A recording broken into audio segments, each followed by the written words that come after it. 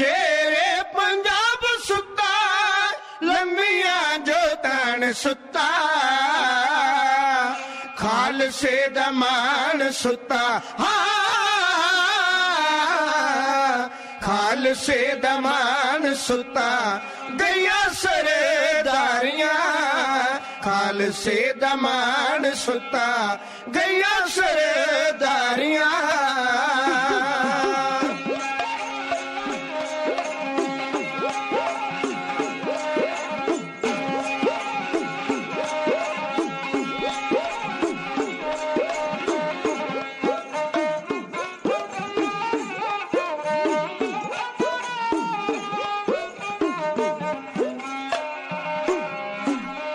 रुई पातशाही साडी रुई पातशाही साडी रोल गई कमाई साडी एक सरकार बाजो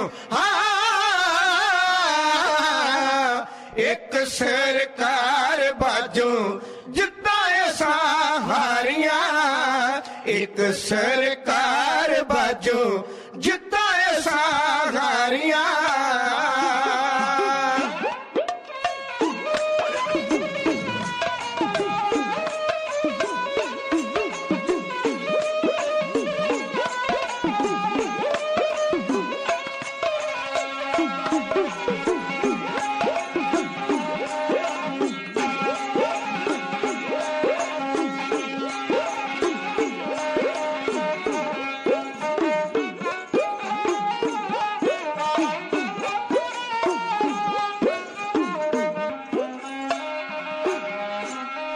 राजपाज जे सखे राजपाज जे सखे तू दे फकीर हो गए बेड़ी डूब आगुआ ने बेड़ी डूब आगुआ ने कितियां गदारियां बेड़ी डूब आगुआ ने कितियां गदारियां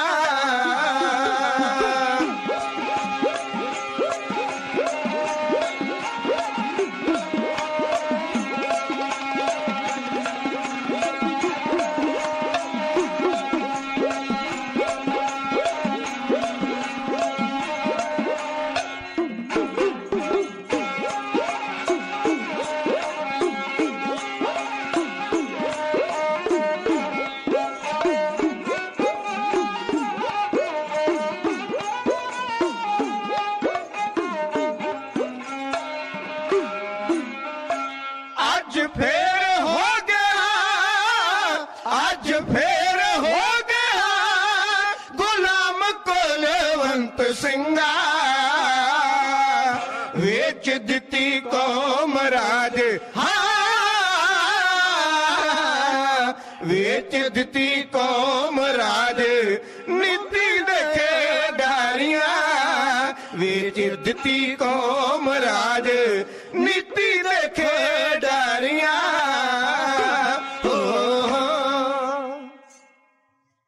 सिख पंथ ਦੇ ਮਹਾਨ ਵਿਦਵਾਨ ਸਾਡੇ ਸਾਰਿਆਂ ਦੇ ਸਤਿਕਾਰਯੋਗ ਗਿਆਨੀ ਕੁਲਵੰਤ ਸਿੰਘ ਜੀ ਬੀਏ ਵੈਨਕੂਵਰ ਨਿਵਾਸੀ ਉਹਨਾਂ ਦੀ ਲਿਖੀ ਹੋਈ ਰਚਨਾ ਤੁਸਾਂ ਨੇ ਸਰਵਣ ਕੀਤੀ ਜਿਨ੍ਹਾਂ ਦੀ ਬਹੁਤ ਵੱਡੀ ਦੇਣ ਹੈ ਸਿੱਖ ਜਗਤ ਨੂੰ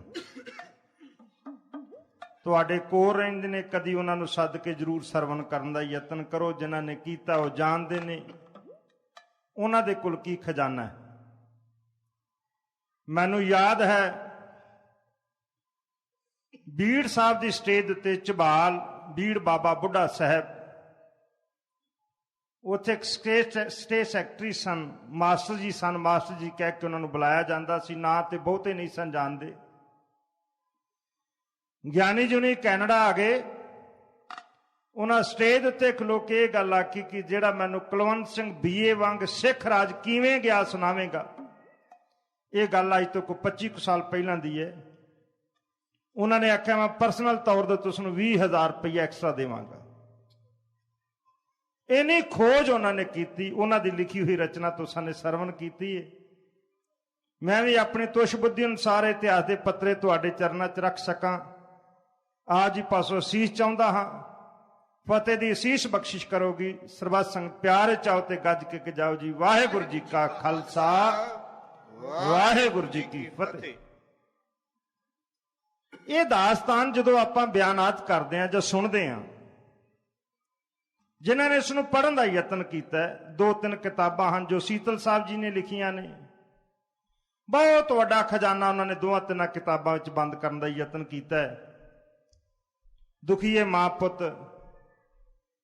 ज्ञानी त्रिलोक सिंह जी तूफान की लिखी हुई, महाराणी जिंद कौरां, शीतल साहब की लिखी हुई सिख राज किवें गया, बाबा प्रेम सिंह जी होती मरदान होना की लिखी हुई सिख राज के सरीए।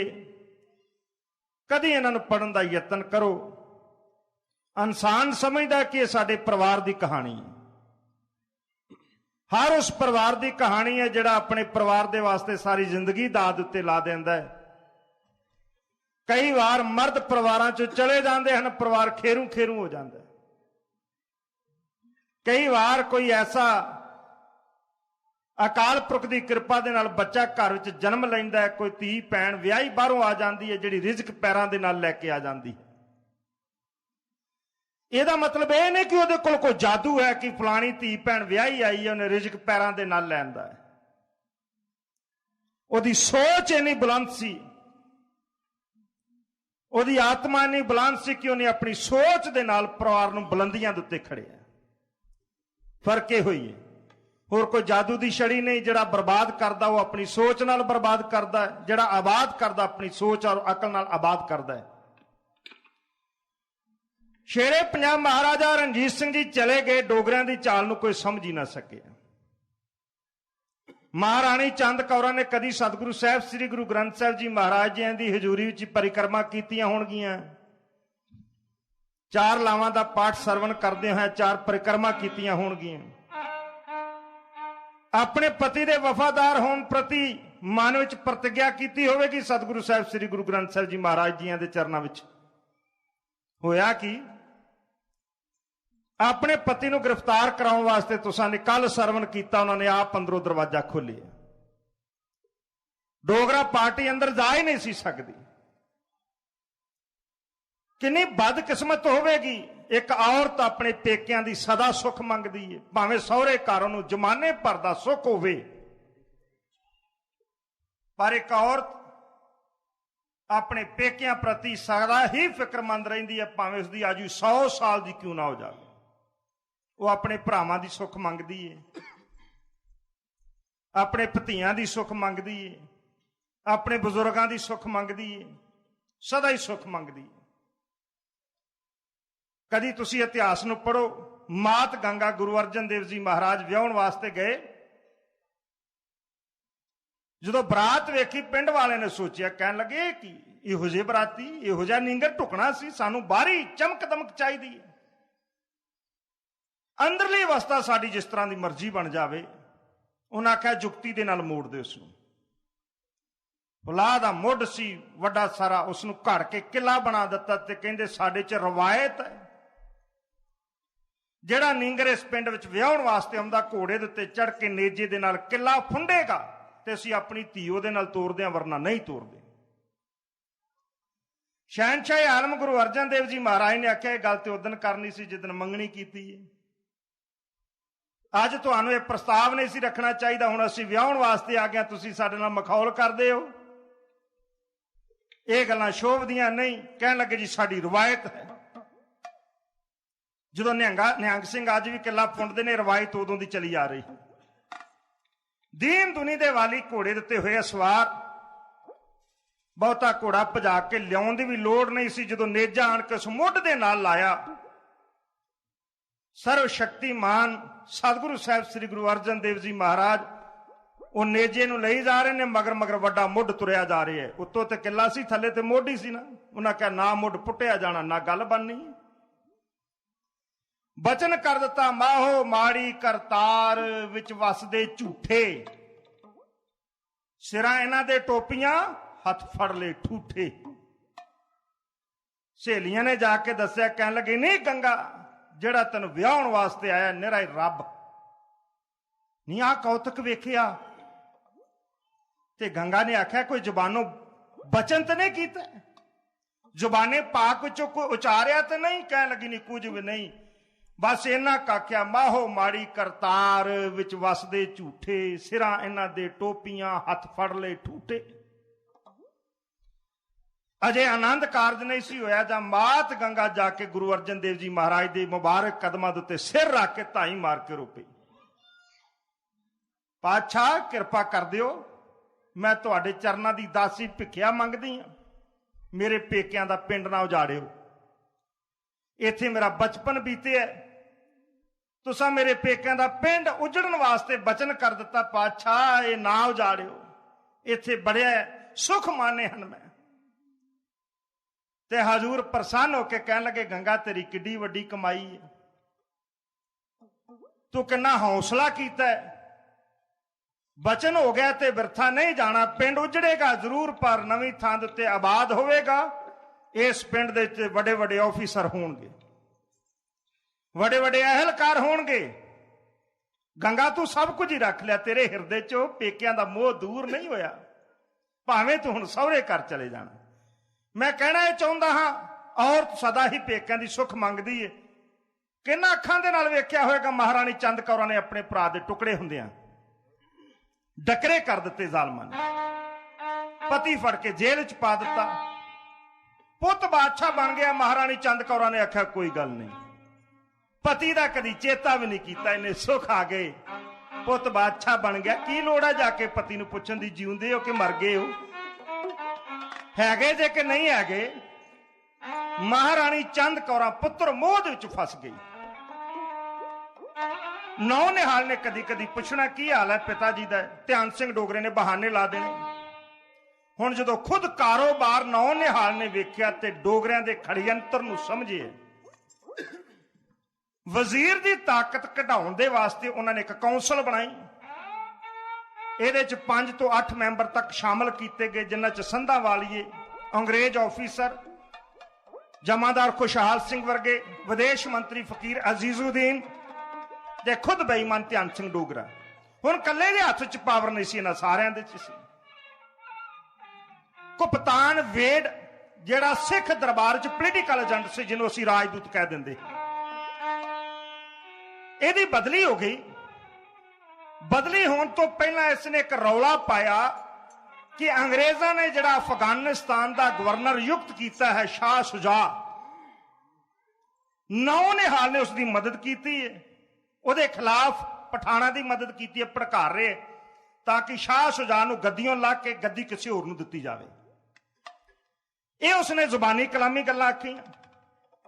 1 ਅਪ੍ਰੈਲ ਸਨ 1840 ਨੂੰ ਵੇਟ ਬਦਲ ਗਏ ਤੇ ਉਸ ਵੇਲੇ ਲਿਟਲਰ ਉਹ ਜਿਹੜਾ ਸੀ ਇਹ ਲਾਹੌਰ ਦਰਬਾਰ ਵਿੱਚ ਆਇਆ। ਕਲਾਰਕ, ਮਾਫ ਕਰਨਾ, ਮਿਸਟਰ ਕਲਾਰਕ ਲਾਹੌਰ ਦਰਬਾਰ ਵਿੱਚ ਆਇਆ। ਮਿਸਟਰ ਕਲਾਰਕ ਨੇ ਜ਼ਾਲੀ ਚਿੱਠੀਆਂ ਬਣਾਈਆਂ, ਜਿਸ ਤਰ੍ਹਾਂ ਮਹਾਰਾਜਾ ਖੜਕ ਸਿੰਘ ਦੇ ਖਿਲਾਫ ਬਣਾਈਆਂ ਗਈਆਂ ਸਨ। ਹੂ ਆਬਾਰ ਤੋਦਾਂ ਦੀਆਂ ਮੋਹਰਾਂ ਇਹ ਬੇਈਮਾਨ ਧਿਆਨ ਸਿੰਘ ਡੋਗਰੇ ਨਾਲ ਰਲ ਕੇ ਬਣਾਈਆਂ ਗਈਆਂ ਕਿ ਸੱਚਮੁੱਚ ਨੌ ਨਿਹਾਲ ਅਫਗਾਨਿਸਤਾਨ ਦੀ ਧਰਤੀ ਦੇ ਉੱਤੇ ਸ਼ਾਹ ਸ਼ੁਜਾ ਦੇ ਖਿਲਾਫ ਪਠਾਣਾ ਦੀ ਮਦਦ ਕਰ ਰਹੇ। ਪਰ ਐਡਾ ਸੂਰਮਾ ਸੀ, ਐਡੀ ਦੂਰ ਦੀ ਸੋਚ ਰੱਖਣ ਵਾਲਾ ਸੀ, ਇਹਨੇ ਸਾਰਾ ਕੁਝ ਹੀ ਗਲਤ ਸਾਬਤ ਕਰਕੇ ਰੱਖ ਦਿੱਤਾ। ਮਿਸਟਰ ਕਲਾਰਕ ਦੀਆਂ ਧਰਾਈਆਂ ਰਹਿ ਗਈਆਂ। ਨੌ ਨਿਹਾਲ ਨੇ ਸੋਚਿਆ ਇਸ ਕੰਮ ਨੂੰ ਸਦਾ ਵਾਸਤੇ ਖਤਮ ਕਰਨ ਵਾਸਤੇ ਡੋਗਰਿਆਂ ਨੂੰ ਨਕੇਲ ਪਾਉਣੀ ਚਾਹੀਦੀ। ਰਾਜਾ ਗੁਲਾਬ ਸਿੰਘ ਜੰਮੂ ਕਸ਼ਮੀਰ ਦਾ ਨਾਮ ਤਰੀਕ ਬਾਦਸ਼ਾਹ ਬਣ ਕੇ ਬੈਠਾ ਸੀ, ਨਾ ਉਸਨੇ ਕਦੀ ਟੈਕਸ ਅਦਾ ਕੀਤਾ ਸੀ। ਕਰਨਲ ਅਲੈਗਜ਼ੈਂਡਰ ਗਾਰਡਨਰ ਇਹ ਡੋਗਰਿਆਂ ਦਾ ਪ੍ਰਿਯ ਮਿੱਤਰ ਸੀ। ਜਨਰਲ ਵੈਂਤੂਰਾ ਜਿਹੜਾ ਸਿੱਖ ਰਾਜ ਦੇ ਤੋਪਖਾਨੇ ਦਾ ਤੋਪਚੀ ਸੀ, ਇਹ ਡੋਗਰਿਆਂ ਦਾ ਕੱਟੜ ਵਿਰੋਧੀ ਸੀ। ਨੌ ਨਿਹਾਲ ਨੇ ਜਨਰਲ ਵੈਂਤੂਰਾ ਨੂੰ ਕਸ਼ਮੀਰ ਦੀ ਧਰਤੀ ਉੱਤੇ ਮਾਮਲਾ ਕਰਾਉਣ ਵਾਸਤੇ ਭੇਜੇ। ਬੜਾ ਸਖਤ ਘੇਰਾ ਪਾ ਕੇ ਗੁਲਾਬ ਸਿੰਘ ਦੇ ਨੱਕ 'ਚ ਨਕੇਲ ਪਾ ਕੇ ਨੂੰ ਈਨ ਬਣਾ ਕੇ ਉਹਦੇ ਕੋਲੋਂ ਮਾਮਲਾ ਗੁਰਾ ਕੇ ਲਿਆਂਦਾ ਗਿਆ। ਇਹਦੇ ਨਾਲ ਡੋਗਰਿਆਂ ਨੂੰ ਇਸ ਗੱਲ ਦਾ ਇਲਮ ਹੋ ਗਿਆ ਕਿ ਨੌ ਨਿਹਾਲ ਦੇ ਨਾਲ ਸਾਡੀ ਹੁਣ ਗਲਣੀ ਨਹੀਂ, ਇਹ ਕੁਝ ਕਰਨਾ ਪਵੇਗਾ ਇਹਦੇ ਵਾਸਤੇ। ਇਹ ਕਿਵੇਂ ਹੋ ਸਕਦਾ ਹੈ? ਇਹ ਖੜਯੰਤਰ ਰਚੇ ਜਾ ਰਹੇ ਸਨ। ਦੂਸਰੇ ਪਾਸੇ ਜੇਲ੍ਹ ਵਿੱਚ ਪਏ ਹੋਏ ਮਹਾਰਾਜਾ ਖੜਕ ਸਿੰਘ ਦਾ ਜੋ ਹਾਲ ਸੀ, ਕੱਲ ਮੈਂ ਕੋਈ ਇੱਕ ਰਚਨਾ ਤੁਹਾਡੇ ਨਾਲ ਪ੍ਰਾਰੰਭ ਕੀਤੀ ਸੀ ਜਿਹਨੂੰ ਵਿੱਚੋਂ ਹੀ ਸਮਾਪਤ ਕਰਨਾ ਪਿਆ, ਖਿਮਾ ਚਾਹੁੰਦਾ ਉਹਦੇ ਵਾਸਤੇ। ਉੱਥੋਂ ਹੀ ਆਪਣੀ ਗੱਲ ਨੂੰ ਫਿਰ ਲੈਂਦਾ ਹਾਂ।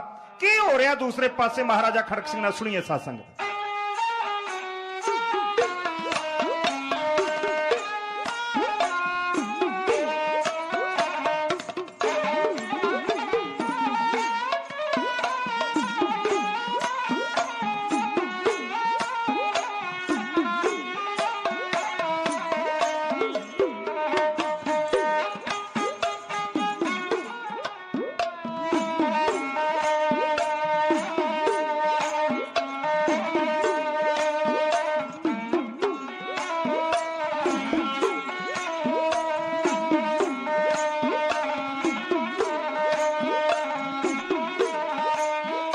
ਧਿਆਨ ਸਿੰਘ ਦਾ ਹੁਕਮ ਜੋ ਹੋਇਆ, ਧਿਆਨ ਸਿੰਘ ਦਾ ਹੁਕਮ ਜੋ ਹੋਇਆ, ਜੇਲ੍ਹ ਦੇ ਖਾਨ ਸ਼ਾਮਿਆ ਉਸੇ ਤਰ੍ਹਾਂ ਹੀ ਤਿਆਰ ਕੀਤਾ ਖਾਣਾ, ਦਿੱਤਾ ਆ ਖੜਕ ਸਿੰਘ ਨੂੰ ਉਹਨੇ ਖਾ ਕੇ ਤੇ ਸ਼ੁਕਰ ਮਨਾਇਆ, ਦਿਲ 'ਚ ਵਿਚਾਰ ਕਰਦਾ ਰਹਿ ਗਿਆ ਰਹਿਣ ਵਾਲਾ ਖਾਣਾ ਖਾਂਦਿਆਂ ਬਿਮਾਰ ਪੈ ਗਿਆ। 1 ਸਾਲ ਔਰ 28 ਦਿਨ ਮਹਾਰਾਜਾ ਖੜਕ ਸਿੰਘ ਧਿਆਨ ਸਿੰਘ ਦੀ ਕੈਦ ਚ ਰਹੇ ਨੇ। 1 ਸਾਲ 28 ਦਿਨ। ਮਹਾਰਾਜਾ ਰਣਜੀਤ ਸਿੰਘ ਤੋਂ ਬਾਅਦ ਉਹਦੀ ਕੈਦ ਵਿੱਚ ਪਹਿਲਾ ਬਾਦਸ਼ਾਹ ਹੀ ਮਹਾਰਾਜਾ ਰਣਜੀਤ ਸਿੰਘ ਦਾ ਲਖਤੇ ਜ਼ਿਕਰ ਕੈਦ ਹੈ। ਅਜੇ ਕਿੰਨਿਆਂ ਕੁਨੇ ਦੀ ਕੈਦ ਵਿੱਚ ਜਾਣਾ, ਇਹ ਤੇ ਆਉਣ ਵਾਲੇ ਪੰਨੇ ਦੱਸਣਗੇ ਸਾਨੂੰ। ਕੈਦ ਵਿੱਚ ਪੈ ਕੇ ਗਏ, ਹੁਕਮ ਜਾਰੀ ਕਰ ਦਿੱਤਾ ਗਿਆ ਕਿ ਇਹਨਾਂ ਦੇ ਵਾਸਤੇ ਸਪੈਸ਼ਲ ਖਾਣਾ ਤਿਆਰ ਕੀਤਾ ਜਾਵੇ। ਆਟੇ 'ਚ ਲੂਣ ਜ਼ਿਆਦਾ ਹੁੰਦਾ ਸੀ, ਆਟਾ ਘੱਟ ਹੁੰਦਾ ਸੀ। ਨਾਲ ਉਹਨਾਂ ਨੂੰ ਜ਼ਹਿਰ ਐਸੇ ਦਿੱਤੇ ਗਏ ਜਿਹੜੇ ਬੰਦੇ ਨੂੰ ਯਕਦਮ ਨਾ ਮਾਰਨ, ਪਰ ਜਿਉਣ ਜੋਗਾ ਵੀ ਨਾ ਛੱਡਣ। ਉਹ ਆਹਿਸਤਾ ਆਹਿਸਤਾ ਉਹਨਾਂ ਦੇ ਹੱਡ ਗਲਣੇ ਸ਼ੁਰੂ ਕੀਤੇ। ਕੁਝ ਦਿਨ ਖਾਣਾ ਖਾਣ ਦੀ ਦੇਰ ਸੀ, ਮਹਾਰਾਜਾ ਖੜਕ ਸਿੰਘ ਬਿਮਾਰ ਪੈ ਗਿਆ। ਕਹਿੰਦੇ ਬੜਾ ਭੋਲਾ ਬੰਦਾ ਸੀ, ਸਾਧੂ ਸੁਭਾਅ ਇਨਸਾਨ ਸੀ, ਦੁਖੀਆਂ ਦੇ ਦਰਦ ਨੂੰ ਆਪਣੇ ਦਿਲ ਉੱਤੇ ਮਹਿਸੂਸ ਕਰਨ ਵਾਲਾ ਸੀ ਔਰ ਵੱਲ ਫਰੇਬ ਆਉਂਦਾ ਨਹੀਂ ਸੀ। ਭਾਵੇਂ ਜੇਠਾ ਪੁੱਤਰ ਸੀ, ਜੇ ਦੂਰ ਦੀ ਸੋਚੀ ਜਾਂਦੀ ਤੇ ਪੰਜਾਬ ਦਾ ਰਾਜ ਭਾਗ ਸ਼ਾਇਦ ਨਹੀਂ ਸੀ ਕਰ ਸਕਦਾ। ਐਡਾ ਭੋਲਾ ਬੰਦਾ ਸਿਆਸੀ ਪਿੜ ਵਿੱਚ ਕਦੀ ਕਾਮਯਾਬ ਨਹੀਂ ਹੋਇਆ ਕਰਦਾ। ਪੰਜਾਬ ਦਾ ਬਾਦਸ਼ਾਹ ਜਾਂ ਤੇ ਸੱਚਮੁੱਚ ਹੀ ਸਰਦਾਰ ਸ਼ੇਰ ਸਿੰਘ ਬਣਨਾ ਚਾਹੀਦਾ ਸੀ, ਜਾਂ ਨੌ ਨਿਹਾਲ ਹੀ ਪੈਂਦੀ ਸੱਟੇ ਬਣਨਾ ਚਾਹੀਦਾ ਸੀ।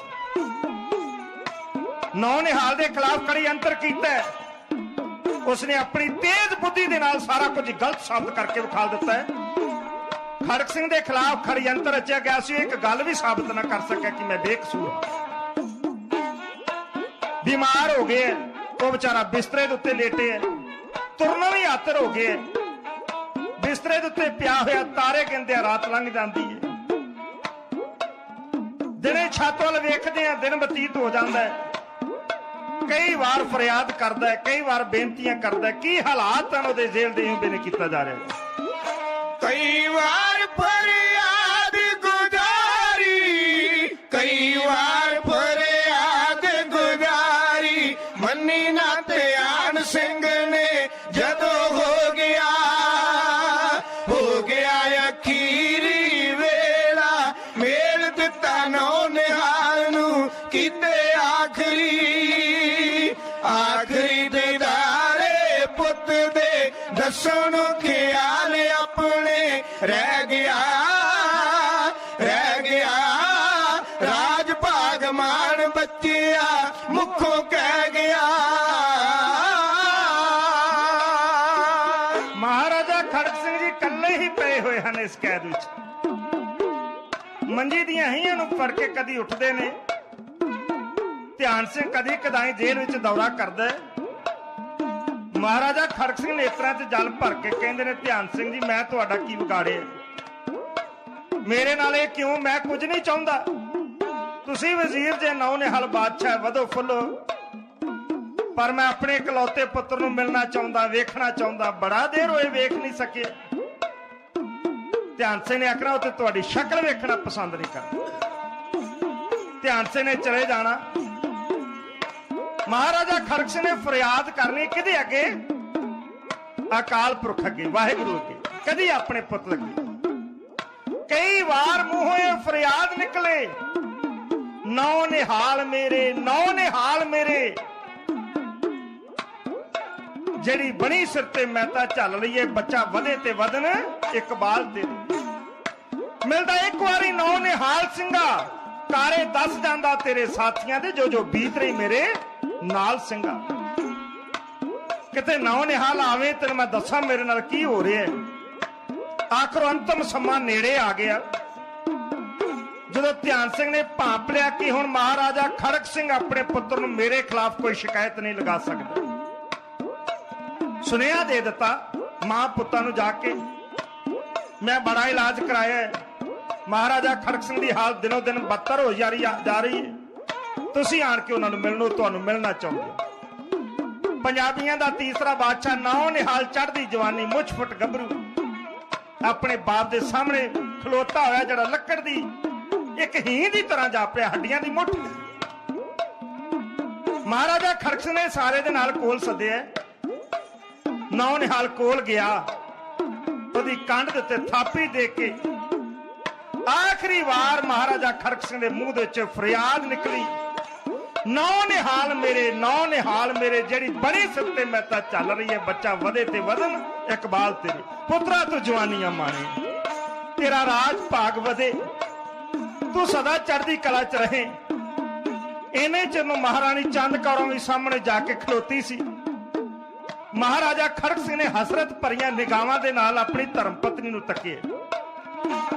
1 ਸਾਲ ਔਰ ਅੱਜ 28 ਦਿਨ ਹੋ ਚੁੱਕੇ ਨੇ। 1 ਸਾਲ 28 ਦਿਨ ਚ 28 ਮਿੰਟ ਵੀ ਮਹਾਰਾਣੀ ਚੰਦ ਕੌਰਾਂ ਨੇ ਆਪਣੇ ਪਤੀ ਵਾਸਤੇ ਨਾ ਕੱਢੇ, ਨਾ ਉਹਨਾਂ ਦਾ ਪਤਾ ਲਿਆ। ਆਪਣੀ ਪਤਨੀ ਵੱਲ ਵੇਖ ਕੇ ਮਹਾਰਾਜਾ ਖੜਕ ਸਿੰਘ ਨੇ ਆਪਣੀਆਂ ਅੱਖਾਂ ਠਾਂ ਕਰ ਲਈਆਂ। ਨਾ ਮੁੜ ਕੇ ਵੇਖ ਸਕੇ, ਨਾ ਅਕਾਲ ਪੁਰਖ ਵਾਹਿਗੁਰੂ ਨੇ ਵੇਖਣ ਦੀ ਇਜਾਜ਼ਤ ਦਿੱਤੀ।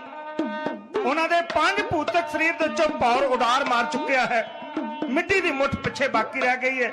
ਦਿਨ ਹੈ 5 ਨਵੰਬਰ ਵੀਰਵਾਰ ਸਨ 1840, ਜਦੋਂ ਮਹਾਰਾਜਾ ਖੜਕ ਸਿੰਘ ਜੀ ਅਕਾਲ ਚਲਾਣਾ ਕਰ ਗਏ। ਮਹਾਰਾਣੀ ਚੰਦ ਕੌਰਾਂ ਦੀਆਂ ਚੀਕਾਂ ਨਿਕਲ ਗਈਆਂ, ਧਾਈ ਮਾਰ ਕੇ ਕੀ ਕਰ ਰਹੀ ਸੁਣੋ ਸਾਥੀਓ। ਸੀਸ ਰੱਖਿਆ ਪਤੀ ਦੇ ਚਰਣੀ, ਸੀਸ ਰੱਖਿਆ ਪਤੀ ਦੇ ਚਰਣੀ, ਮਹਾਰਾਣੀ ਚੰਦ ਕੌਰ ਨੇ ਪੁੱਬਾ ਮਾਰ ਕੇ ਜ਼ਾਰੋ ਜ਼ਾਰ ਰੋਈ। ਪਤੀ ਦਾ ਵਿਛੋੜਾ ਪੈ ਗਿਆ, ਨਹੀਂ ਸੀ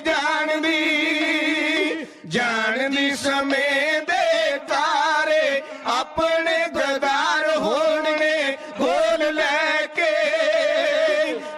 ਕੇ ਪੁੱਤਰ ਨੂੰ ਕਹਿੰਦੀ ਰਹਿਣਾ ਹੁਸ਼ਿਆਰ ਬਣ ਕੇ, ਜਾਨਣਾ ਸਭ ਦੇ ਦਿਲਾਂ 'ਚ ਆ ਗਿਆ ਰਾਜ ਮੰਨਣਾ। ਸਿਆਣੇ ਕਹਿੰਦੇ ਨੇ ਬੰਦੇ ਦਾ ਪਤਾ ਲੱਗਦਾ ਜਾਂ ਮਰ ਜਾਵੇ ਜਾਂ ਚਲਿਆ ਜਾਵੇ, ਫਿਰ ਪਤਾ ਲੱਗਦਾ ਉਹ ਕੀ ਚੀਜ਼ ਸੀ। ਜਿਉਂਦੇ ਜੀ ਜਿਹਦੀ ਅਸੀਂ ਕਦਰ ਨਹੀਂ ਕਰਦੇ, ਜਦੋਂ ਆਪਣੇ ਕੋਲ ਅਸੀਂ ਉਹਦਾ ਸਤਿਕਾਰ ਨਹੀਂ ਕਦੀ ਕੀਤਾ, ਮਾਣ ਨਹੀਂ ਕੀਤਾ। ਜਦੋਂ ਇਨਸਾਨ ਚਲਿਆ ਜਾਂਦਾ ਤੇ ਇਹ ਪਤਾ ਲੱਗ ਜੇ ਹੁਣ ਜ਼ਿੰਦਗੀ ਭਰ ਮੁੜ ਕੇ ਉਸਨੇ ਮਿਲਣਾ ਨਹੀਂ, ਫਿਰ ਇਨਸਾਨ ਆਪਣਾ ਆਪ ਸਹਾਰ ਨਹੀਂ ਸਕਦਾ। ਔਰਤ ਕਰੋੜਾਂ ਰੁਪਈਆਂ ਦੀ ਮਾਲਕ ਹੋਵੇ, ਅਰਬਾਂ ਖਰਬਾਂ ਦੀ ਮਾਲਕ ਹੋਵੇ, ਸਾਡੇ ਪੰਜਾਬੀਆਂ ਦਾ ਸੱਭਿਆਚਾਰ ਇਹਨਾਂ ਅਮੀਰ ਔਰ ਮਜ਼ਬੂਤ ਹੈ। ਕਹਿੰਦੇ ਨੇ ਖੁਦਾ ਨਾ ਖਾਸਤਾ ਕਿਸੇ ਔਰਤ ਦਾ ਸੁਹਾਗ ਤੁਰ ਜਾਵੇ, ਭਾਵੇਂ ਉਹਦਾ ਬੁਢਾਪਾ ਹੀ ਕਿਉਂ ਨਾ ਆਇਆ ਹੋਵੇ। ਲੋਕ ਕਹਿੰਦੇ ਨੇ ਇਹਦੀ ਸਰਦਾਰੀ ਚਲੇ ਗਈ, ਇਹਦਾ ਸਿਰ ਦਾ ਸਾਈਂ ਚਲਾ ਗਿਆ, ਇਹ ਸਿਰੋਂ ਨੰਗੀ ਹੋ ਗਈ ਹੈ। ਕਈ ਤਰ੍ਹਾਂ ਦੇ ਸ਼ਬਦ ਬੋਲੇ ਜਾਂਦੇ ਨੇ, ਤੇ ਸੱਚਮੁੱਚ ਹੀ ਔਰਤ ਦੀ ਸਰਦਾਰੀ ਉਹਦੇ ਪਤੀ ਨਾਲ ਹੀ ਹੋਇਆ ਕਰਦੀ ਹੈ। ਠੀਕ ਹੈ, ਔਲਾਦ ਆਪਣੀ ਜਗ੍ਹਾ ਹੈ, ਪਰ ਜੋ ਉਹਦੇ ਵਾਸਤੇ ਉਹਦਾ ਪਤੀ ਹੈ, ਦੁਨੀਆ 'ਚ ਕੋਈ ਹੋਰ ਤਾਕਤ ਉਸਦਾ ਸਥਾਨ ਨਹੀਂ ਲੈ ਸਕਦੀ। ਨਾ ਇਸ ਨੂੰ ਕੋਈ ਸੁੱਖ ਦੇ ਸਕਦਾ ਹੈ। ਮਹਾਰਾਣੀ ਚੰਦ ਕੌਰਾਂ ਨੇ ਜੀਂਦੇ ਜੀ ਤੇ ਆਪਣੇ ਪਤੀ ਦੀ ਪਰਵਾਹ ਨਾ ਕੀਤੀ, ਹੁਣ ਚਲੇ ਗਏ ਹਨ, ਹੁਣ ਚੀਕਾਂ ਮਾਰ ਰਹੀ ਹੈ। ਹੁਣ ਨਾ ਮਹਾਰਾਜਾ ਖੜਕ ਸਿੰਘ ਨੇ ਦੁਬਾਰਾ ਆਉਣਾ, ਹੁਣ ਚਰਨਾਂ ਦੇ ਉੱਤੇ ਸਿਰ ਰੱਖ ਕੇ ਰੋਣਾ ਕੋਈ ਮਾਇਨੇ ਨਹੀਂ ਰੱਖਦਾ। ਉਹਨੇ ਬੇਈਮਾਨ ਧਿਆਨ ਸਿੰਘ ਡੋਗਰੇ ਵੱਲ ਵੇਖਿਆ, ਪੁੱਤ ਨੂੰ ਕਲਾਵੇ 'ਚ ਲੈ ਕੇ ਕਹਿਣ ਲੱਗੀ, ਪੁੱਤਰਾ ਆ ਤੇਰੇ ਮਿੱਤਰਾਂ ਨੇ ਕੀਤਾ ਹੀ, ਅਸੀਂ ਕਰ ਕੁਝ ਨਹੀਂ ਸਕੇ ਕਿਉਂਕਿ ਸਾਡੇ ਤੇ ਹੱਥ ਵੱਡੇ ਹੋਏ ਸਨ। ਲਿਖ ਕੇ ਦਿੱਤਾ ਹੋਇਆ ਸੀ ਇਹ ਕੁਝ ਕਰ ਦਿੱਤਾ ਜਾਵੇ। ਮੇਰੇ ਬੱਚਿਆਂ ਤੋਂ ਹੁਸ਼ਿਆਰ ਹੋ ਕੇ ਰਹੀਂ। ਜਵਾਨੀ ਦਾ ਜੋਸ਼ ਉਬਾਲਾ ਖਾ ਗਿਆ। ਨੌ ਨਿਹਾਲ ਉਹੋ ਹੀ ਗਲਤੀ ਕਰ ਗਿਆ ਜਿਹੜੀ ਕਦੀ ਉਸਦੇ ਮਾਮੇ ਨੇ ਕੀਤੀ ਸੀ। ਭਾਵੁਕ ਹੋ ਕੇ ਆਪਣੇ ਪਿਤਾ ਦੀ ਲਾਸ਼ ਦੇ ਕੋਲ ਖਲੋਤਿਆਂ ਹੋਇਆਂ ਨੌ ਨਿਹਾਲ ਨੇ ਆਖਿਆ, ਕਹਿਣ ਲੱਗਾ, ਧਿਆਨ ਸਿਆ ਹੁਣ ਤੈਨੂੰ ਮੈਂ ਸੱਜਾਂਗਾ। ਇਹਨਾਂ ਬਚਨ ਕਹਿਣ ਦੀ ਦੇਰ ਸੀ, ਧਿਆਨ ਸਿੰਘ ਨੇ ਆਖਿਆ, ਬੱਲੀ ਓਏ ਸ਼ੇਰਾ, ਤੇਰੇ ਵੀ ਖੰਭ ਨਿਕਲ ਆਏ ਨੇ। ਇਹੋ ਹੀ ਗੱਲ ਕਦੀ ਤੇਰੇ ਮਾਮੇ ਨੇ ਮੈਨੂੰ ਆਖੀ ਹੋਵੇਗੀ ਤੇ ਤੇਰਾ ਉਹਦਾ ਹਸ਼ਰ ਹੋਇਆ। ਲੱਗਦਾ ਬਹੁਤੇ ਦਿਨ ਰਾਜ ਭਾਗ ਕਰਨਾ ਤੈਨੂੰ ਵੀ ਚੰਗਾ ਨਹੀਂ ਲੱਗਦਾ। ਸੰਸਕਾਰ ਦਾ ਪ੍ਰਬੰਧ ਕੀਤਾ ਗਿਆ। ਜਿਹੜੀ ਹੁਣ ਮੈਂ ਇੱਥੇ ਗੱਲ ਕਹਿ ਰਿਹਾ ਕੋਈ ਲਿਖਾਰੀ ਨਹੀਂ ਕਹਿ ਰਿਹਾ, ਇਹ ਡੋਗਰਿਆਂ ਦਾ ਪ੍ਰਿਯ ਮਿੱਤਰ ਕਪਤਾਨ ਗਾਰਡਨਰ ਆਪਣੀ ਪੁਸਤਕ ਦੇ ਵਿੱਚ ਲਿਖਦਾ ਹੈ। ਉਹ ਲਿਖਦਾ ਕਿ ਮੇਰੇ ਧਿਆਨ ਸਿੰਘ ਦੇ ਨਾਲ ਬੜੇ ਗੂੜੇ ਸੰਬੰਧ ਸਨ ਔਰ ਜੋ ਗੱਲ ਕਰਦੇ ਸਨ ਉਹ ਹਰ ਇੱਕ ਗੱਲ ਦਾ ਮੈਨੂੰ ਪਤਾ ਹੁੰਦਾ ਸੀ। ਸੰਸਕਾਰ ਦੀ ਤਿਆਰੀ ਕੀਤੀ ਗਈ। ਉਹਨੇ ਮੈਨੂੰ ਇਹ ਗੱਲ ਆਖੀ ਕਿ ਜਦੋਂ ਮਹਾਰਾਜਾ ਖੜਕ ਸਿੰਘ ਦਾ ਸੰਸਕਾਰ ਕੀਤਾ ਜਾਵੇਗਾ ਤੁਸੀਂ 40 ਸਿਪਾਹੀ ਬਿਨਾਂ ਵਰਦੀ ਤੋਂ ਸ਼ਸਤਰਾਂ ਵਾਲੇ ਲੈ ਕੇ ਆਉਣੇ ਹਨ। ਇਹ ਕਿਉਂ ਆਖਿਆ ਗਿਆ? ਕਹਿਣ ਲੱਗਾ, ਮੇਰੇ ਵਾਸਤੇ ਬੁਝਾਰਤ ਹੀ ਬਣੀ ਰਹੀ ਕਿ ਕਿਉਂ ਚਾਹੀਦੇ ਹਨ 40 ਆਦਮੀ। ਹੋ ਸਕਦਾ ਕਿ ਉਹ ਸ਼ਸਤਰਾਂ ਦੇ ਨਾਲ ਨੌ ਨਿਹਾਲ ਦੇ ਉੱਤੇ ਹਮਲਾ ਕਰਾਉਣਾ ਚਾਹੁੰਦੇ ਹੋਣ। ਦੂਸਰੇ ਪਾਸੇ ਨੇ ਕਰਨਲ ਵਿਜੇ ਸਿੰਘ ਦੇ ਨਾਲ ਡੋਗਰੇ ਦੇ ਨਾਲ ਇੱਕ ਖੜਯੰਤਰ ਰਚੇ ਕਿ ਜਦੋਂ ਸੰਸਕਾਰ ਕਰਕੇ ਨੌ ਨਿਹਾਲ ਪੰਜਾਬੀਆਂ ਦੇ ਬਾਦਸ਼ਾਹ ਨੇ ਲਾਹੌਰ ਦਰਬਾਰ ਵਿੱਚ ਆਉਣਾ, ਜਿਸ ਬਦਾਮੀ ਬਾਗ ਦੇ ਰਾਹੀਂ ਉਹਨਾਂ ਨੇ ਅੰਦਰ ਹੋਣਾ ਉਹਦੇ ਉੱਤੇ ਛੱਜਾ ਹੈ, ਜਿਹਦੇ ਤੇ ਤੁਸਾਂ ਨੇ ਕਈ ਵਾਰ ਜਿਨ੍ਹਾਂ ਨੇ ਉਸ ਕਿਲੇ ਦੇ ਦਰਸ਼ਨ ਕੀਤੇ ਨੇ ਜਾਣਦੇ ਨੇ। ਉਹਦਾ ਅੱਜ ਕੱਲ ਨਾ ਖੂਨੀ ਦਰਵਾਜ਼ਾ ਪਿਆ ਹੋਇਆ, ਦਰਵਾਜ਼ਾ ਬੰਦ ਕੀਤਾ, ਉਸ ਨੂੰ ਜਿੰਦਾ ਮਾਰਿਆ ਹੋਇਆ, ਉਸ ਤੋਂ ਬਾਅਦ ਨਹੀਂ ਖੋਲਿਆ। ਕਰਨਲ ਵਿਜੇ ਸਿੰਘ ਨੂੰ ਆਖਿਆ ਗਿਆ ਕਿ ਤੁਸੀਂ ਇਹਦਾ ਦਾੜਾ ਪੁੱਟ ਕੇ ਇਹਦੇ ਚ ਬਰੂਦ ਨੱਪ ਦਿਓ। ਪਿਤਾ ਦਾ ਸੰਸਕਾਰ ਕਰਕੇ ਨੌ ਨਿਹਾਲ ਇੱਧਰ ਨੂੰ ਆਵੇਗਾ, ਤੁਸਾਂ ਨੇ ਬੱਤੀ ਨੂੰ ਅੱਗ ਲਾਉਣੀ ਹੈ। ਇਹ ਛੱਜਾ ਡਿੱਗੇਗਾ, ਨੌ ਨਿਹਾਲ ਮਰ ਜਾਵੇਗਾ, ਸਾਡੇ ਸਿਰ ਦੇ ਉੱਤੇ ਇਲਜ਼ਾਮ ਵੀ ਕੋਈ ਨਹੀਂ ਆਵੇਗਾ। ਆਖਰ ਉਸੇ ਦਿਨ 5 ਨਵੰਬਰ ਵਾਲੇ ਦਿਨ ਮਹਾਰਾਜਾ ਖੜਕ ਸਿੰਘ ਦੀ ਅੰਤਮ ਯਾਤਰਾ ਪ੍ਰਾਰੰਭ ਕੀਤੀ ਗਈ। ਬਾਪ ਦੇ ਲਾਗੇ ਪੁੱਤ ਦੀ ਮੜੀ ਤਿਆਰ ਕੀਤੀ ਗਈ। 5 ਨਵੰਬਰ 1940 ਦਾ ਇਹ ਦਿਨ ਹੈ। ਸ਼ੇਰੇ ਪੰਜਾਬ ਮਹਾਰਾਜਾ ਰਣਜੀਤ ਸਿੰਘ ਦੇ ਲਾਗੇ ਹੀ ਉਹਦੇ ਜੇਠੇ ਪੁੱਤਰ ਦੀ ਮੜੀ ਲੱਟ ਕਰਕੇ ਬਰ ਰਹੀ ਹੈ। 38 ਸਾਲ ਦਾ ਪੰਜਾਬੀਆਂ ਦੇ ਬਾਦਸ਼ਾਹ, ਜਿਹਨੇ 38 ਸਾਲ ਤੇ ਕੁਝ ਦਿਨ ਹੀ ਆਪਣੀ ਜ਼ਿੰਦਗੀ ਦਾ ਆਨੰਦ ਮਾਣਿਆ ਸੀ, ਉਹ ਮੜੀ ਵਿੱਚ ਪਿਆ ਹੋਇਆ ਤੇ ਲੱਪਟਾਂ ਉੱਠ ਰਹੀਆਂ ਹਨ। ਨੌ ਨਿਹਾਲ ਨੇ ਆਪਣੇ ਪਿਤਾ ਦੀ ਚਿਖਾ ਨੂੰ ਨਜ਼ਰੇ ਆਤਿਸ਼ ਕੀਤਾ। ਚੁਕੰਨਾ ਨਾ ਹੋ ਚੁੱਕਾ ਸੀ ਕਿ ਉਹ ਕਿਸੇ ਤਰ੍ਹਾਂ ਦਾ ਕੋਈ ਰਿਸਕ ਨਹੀਂ ਸੀ ਲੈਣਾ ਚਾਹੁੰਦਾ। ਉਹਨੇ ਵੇਖਿਆ ਧਿਆਨ ਸਿੰਘ ਦੀਆਂ ਚਾਲਾਂ ਨੂੰ। ਆਪਣੇ ਲਾਗੇ ਖਲੋਤੇ ਹੋਏ ਸਰਦਾਰ ਗੁਲਾਬ ਸਿੰਘ ਦੇ ਪੁੱਤਰ ਮੀਆਂ ਉਦਮ ਸਿੰਘ ਦੀ ਉਸਨੇ ਬਾਂਹ ਫੜ ਕੇ ਕਿਲੇ ਵੱਲ ਨੂੰ ਤੁਰਨ ਦਾ ਯਤਨ ਕੀਤਾ। ਇਨਸਾਨ ਦੀ ਅਕਲ ਜਵਾਬ ਦੇ ਜਾਂਦੀ ਹੈ। ਸਧਾਰਨ ਬੰਦਾ ਕੋਈ ਮਰ ਜਾਵੇ ਤਾਂ ਉਹਦੇ ਪਰਿਵਾਰ ਵਾਲਿਆਂ ਦੇ ਨਾਲ ਪਿੰਡ ਵਾਲੇ, ਇਲਾਕੇ ਵਾਲੇ, ਆਂਢ ਗਵਾਂਢ 10-12 ਦਿਨ ਤੱਕ ਉਹਨੂੰ ਸੁੰਝਾ ਨਹੀਂ ਛੱਡਦੇ। ਉਹਦੇ ਲਾਗੇ ਰਹਿੰਦੇ ਨੇ 5-7 ਬੰਦੇ। ਕਈ ਸਰਦਾਰ ਸਨ ਉੱਥੇ, ਉਹਨਾਂ ਨੂੰ ਆਪਣੇ ਨਾਲ ਲੈ ਸਕਦਾ ਸੀ, ਪਰ ਨਹੀਂ ਇਹ ਸਭ ਕੁਝ ਹੋਇਆ। ਸਮਾਂ ਆਇਆ ਹੋਇਆ ਸੀ, ਕਾਲ ਬਹੁਤ ਬਲਵਾਨ ਹੈ। ਹੋਇਆ ਕਿ ਮੀਆਂ ਉਦਮ ਸਿੰਘ ਨੂੰ ਨਾਲ ਲੈ ਲਿਆ। ਆਪਣੇ ਪਿਤਾ ਦਾ ਸੰਸਕਾਰ ਕਰਕੇ ਜੋ ਕੁਝ ਹੋ ਰਿਹਾ ਹੈ, ਵਾਰ ਦੇ ਅੱਖਰ ਹਨ ਢਾਡੀ ਸਿੰਘ ਤੁਹਾਡੇ ਨਾਲ ਸਾਂਝੇ ਕਰ ਰਹੇ ਨੇ। ਇਉਂ ਬਿਨਾਂ ਕੀਤਾ ਜਾ ਰਿਹਾ। ਸੁਣੋ ਸਾਥੀਓ,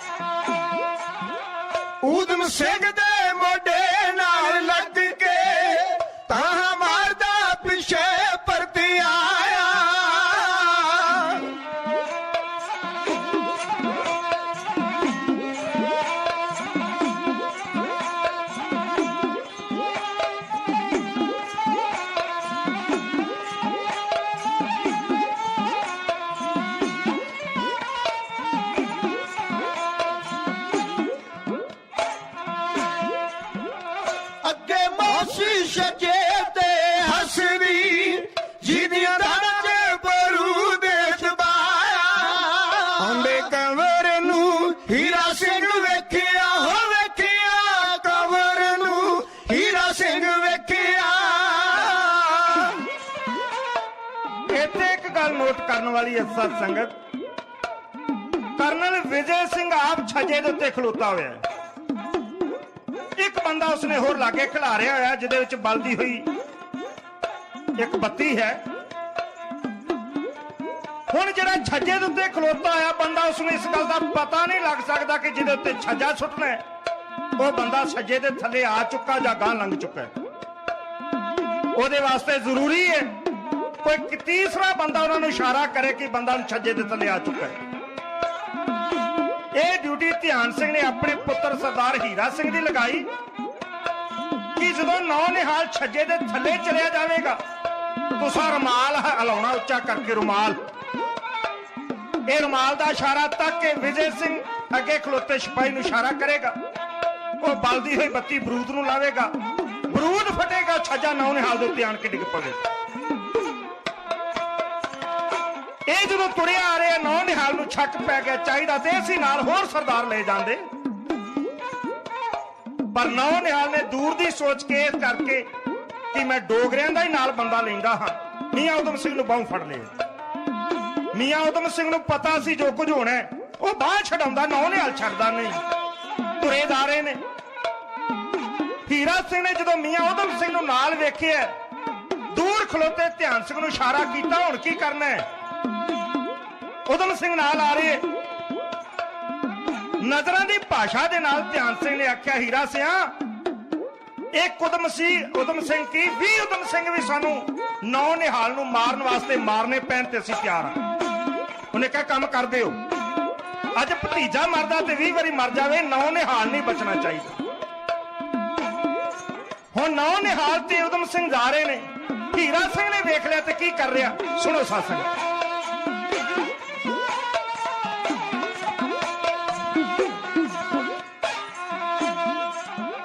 ਆਉਂਦੇ ਕਵਰ ਨੂੰ ਹੀਰਾ ਸਿੰਘ ਵੇਖਿਆ ਹੋ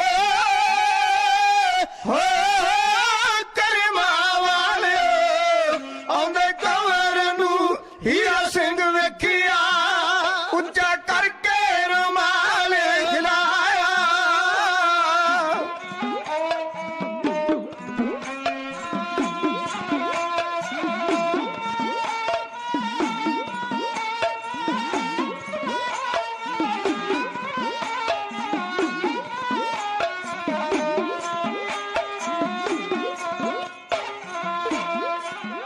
ਵਿਜੇ ਸਿੰਘ ਨੇ ਇਸ਼ਾਰਾ ਤੱਕ ਕੇ ਤੋੜਾ ਭਖਦਾ ਬਰੂਦ ਨੂੰ ਲਾਇਆ।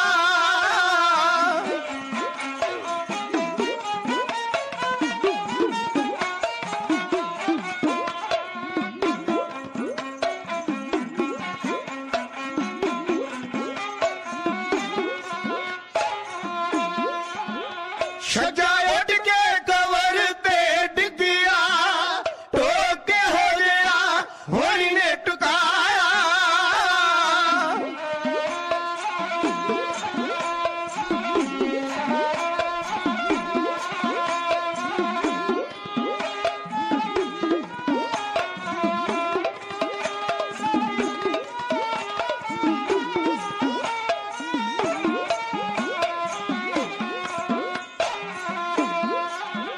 ਡਾਢ ਮਾਰ ਕੇ ਕਵਰ ਅੱਖਾਂ ਮਿੱਟੀਆਂ, ਉਸ ਡਿੱਗਦੇ ਨੇ ਹੋਸ਼ ਭੁਲਾਇਆ।